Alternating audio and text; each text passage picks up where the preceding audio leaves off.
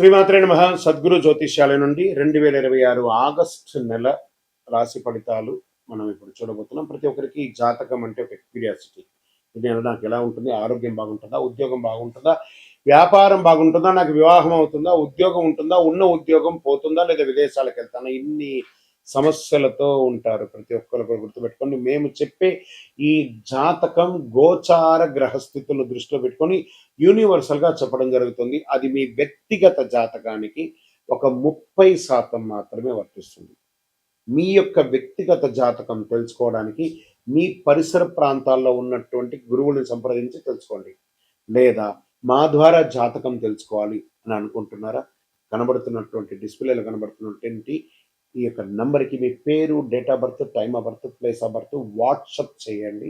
మా అడ్మిన్స్ మీకు రిప్లై ఇస్తారు. మళ్ళీ చెప్తున్నాను, జ్యోతిష్యం జాతకం అనేది పడుతున్న వర్షానికి ఒక గొడుగు మాత్రమే, కానీ జ్యోతిష్యం జీవితం కాదు.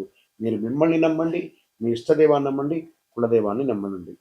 జ్యోతిష్ శాస్త్రరీత్యా ద్వాదశ రాశుల్లో 9వ రాశి అయినటువంటి ధనుసు రాశి మిత్రులారా, 2026 ఆగస్టు నెల మీకు శుభాశుభ ఫలితాలు ఎలా ఉన్నాయి అంటే,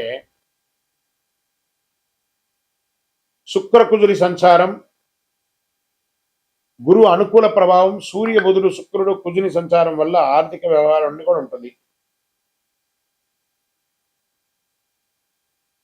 అవకాశాలు, అభివృద్ధి, ఆధ్యాత్మిక ప్రగతి కూడా ఉంటుంది. శని అర్ధాష్టమంలో ఉన్నారు. వ్యవసాయదారులకి ఈ నెల చాలా అద్భుతంగా ఉంది అని కూడా చెప్పచ్చు. ఎంత అద్భుతం అంటే, వ్యవసాయదారులకి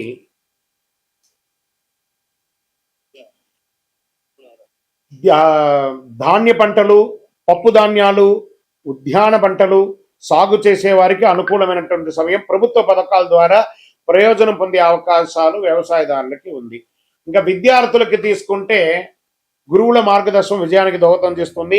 వ్యాపారం చేస్తున్న వారికి అర్ధాష్టమ శని నడుస్తుంది కాబట్టి తొందరపాటు నిర్ణయాలు ఏది కూడా తీసుకోకండి. కొత్త పెట్టుబడులకి కాస్త ఆలస్యం అయితే మీకు చాలా మంచిది అని కూడా చెప్పడం జరుగుతుంది. కోర్టు కేసుల విషయంలో జాగ్రత్తగా ఉండవలసినటువంటి సమయం.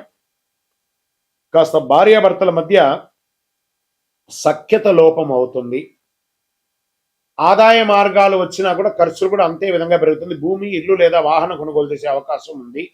విద్య, పర్యాటక, ప్రచురణ, కన్సల్టెన్సీ, ఈ కామర్స్, దిగుమతి ఎగుమతి రంగాల్లో మంచి అవకాశాలు ఉన్నాయి. ఐటీ, సాఫ్ట్వేర్, బ్యాంకింగ్, విద్య, లా, ప్రభుత్వ సేవలు, ట్రావెల్స్, కన్సల్టెన్సీ ఉన్న వారికి అభివృద్ధి పెరుగుతుంది. ఉద్యోగ మార్పు కోరుకునే వారికి మంచి అవకాశం. ఉన్నతాధికారుల నుంచి ప్రశంసలు పొందే అవకాశాలు ఉన్నాయి. ప్రభుత్వ ఉద్యోగాల్లో అసాంఘికమైనటువంటి కార్యక్రమాలకి పాల్పడకండి, జాగ్రత్త పడండి. ప్రేమికులు పరస్పర విశ్వాసం పెంచుకుంటే మంచిది. ఆరోగ్యం పట్ల తొడ భాగంలో, నడుము భాగంలో, కాలేయ సంబంధిత చిన్న సమస్యలు, జీర్ణకోశ సమస్యలు ఇవన్నీ కూడా ఉంటాయి కాబట్టి జాగ్రత్త. ఒక మంచి డాక్టర్ని సంప్రదించండి, చాలా మంచిదని కూడా చెప్పచ్చు. సినిమా, టెలివిజన్ రంగం వారికి, కళాకారులకి, సోషల్ మీడియా వారికి మిశ్రమ ఫలితాన్ని కూడా ఇస్తుందని కూడా చెప్పచ్చు. రాజకీయ నాయకులు పార్టీలో కొత్త బాధ్యతలు ఇచ్చేటప్పుడు మీ మీద కాస్త బాగా ఇబ్బంది వచ్చే మాటలు కూడా వచ్చే ఉంటుంది. ప్రజల్లో చాలా జాగ్రత్త పడండి. కోర్టు కేసులో అస్థిరత్వంగా ఉంటుంది. ఒకానొక సమయంలో కేసు ఓడిపోతామేమో అనే భయం కూడా వచ్చే అవకాశాలు ఉంటాయి. జాగ్రత్త పడండి. తొందరపడి పెద్ద నిర్ణయాలు తీసుకోవద్దు. అనవసరపు వాగ్దానాలు చేయొద్దు. ఆరోగ్యాన్ని నిర్లక్ష్యం చేయొద్దు. ప్రయాణాల్లో జాగ్రత్తగా ఉండండి.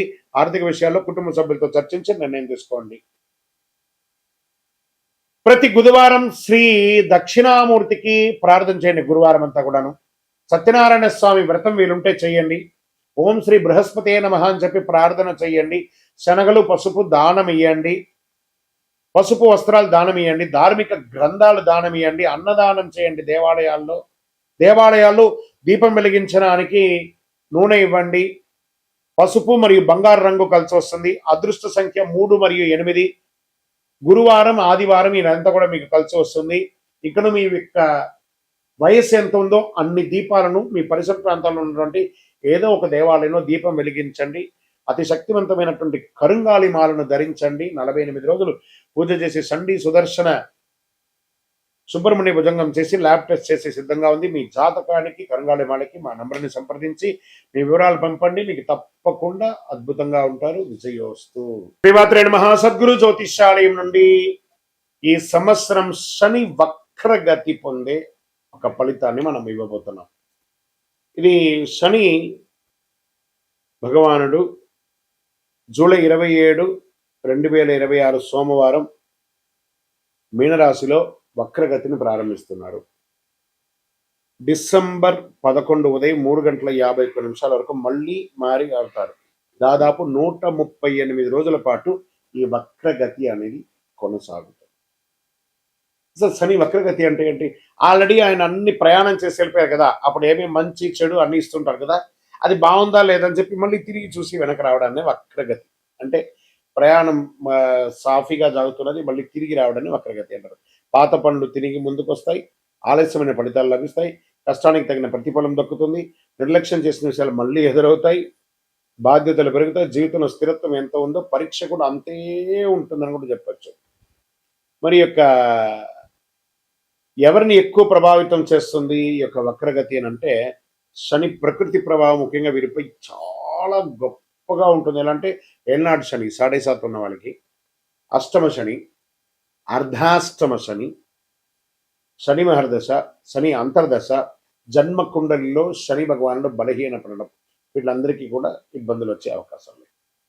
ఈ సమయంలో ఎదురయ్యే పరిస్థితులు ఎలా ఉంటాయి అని అనుకుంటే, పనుల్లో ఆలస్యం, ఉద్యోగంలో అదనపు బాధ్యతలు, ప్రమోషన్లో ఆలస్యం, కోర్టు వ్యవహారంలో నెమ్మదితనం, భూమి ఆస్తి విషయాల్లో ఆలస్యం, అప్పుల ఒత్తిడి, మానసిక ఆందోళన, సహనానికి పరీక్ష. మనం ఏం పాటిస్తే బాగుంటుంది ఈ సమయంలో అని అంటే, అవసరం లేని అప్పులు తీసుకోవద్దు. ఈ వక్రగతి శని వక్రగతి ఎప్పుడు కోపంతో నిర్ణయాలు తీసుకోకూడదు. ఉద్యోగ మార్పుల్లో తొందరపడద్దు. తొందరపడి పై అధికారులు ఏమైనా చెప్తే రిజైన్ చేసేయడం లాంటివి చేయకూడదు. వాహనం నడిపేటప్పుడు ఫోన్ మాట్లాడడం లేదా అతి స్పీడ్ వెళ్ళడం చేయకూడదు. పెద్దలను గౌరవించాలి. ప్రారంభించే పనిని పూర్తి చేయాలి. ఆరోగ్యాన్ని నిర్లక్ష్యం చేయకూడదు. ఖర్చులను నియంత్రించాలి.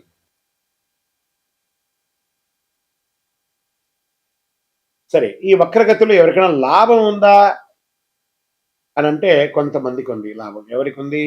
వృషభ రాశి వారు. శనిదేవుడు లాభస్థానంలో ప్రకృతిలో వక్రగతిలో ఉండడం వల్ల వచ్చే 6 నెలలు ఎంతో అనుకూలంగా ఉంటాయి. ఆర్థిక పరిస్థితి బలపడుతుంది, కొత్త ఆదాయ మార్గాలు ఏర్పడతాయి, ఉద్యోగంలో గుర్తింపు వస్తుంది, ప్రమోషన్ల అవకాశాలు ఉంటాయి, పాత వివాదాలు పరిష్కారం అవుతాయి, కుటుంబంలో ఆనందం పెరుగుతుంది, సమాజంలో గౌరవం పెరుగుతుంది.